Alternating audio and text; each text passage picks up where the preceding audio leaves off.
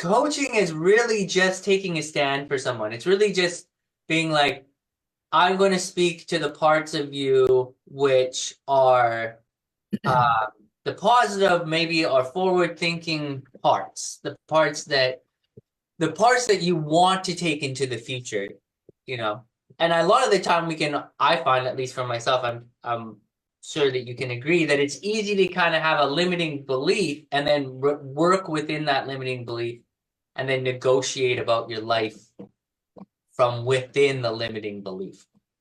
So, Neil, I have a definition of leadership I think I've brought up before, but I wonder if my definition still works when applied to the theory of coaching. And my definition is a leader has the capacity for other people's struggles or issues or however you want to do it. So it's people that are able to go through life and have room for other people's stuff without bringing their own, like they've managed their own stuff. So do you think that that maps to the coaching idea? Is that the best coach has the capacity for other people without being overwhelmed by their own life?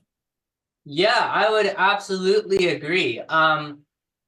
Yes, 100%. The coaching and leadership, especially leadership on high levels, is very much about that, being able to kind of get out of the way of your own story about how things should be or should work, and have the mental, emotional capacity to see someone and see how they're operating, what they're dealing with, like you say, what they're struggling with, and then also be able to tease out from what they're struggling with their strengths.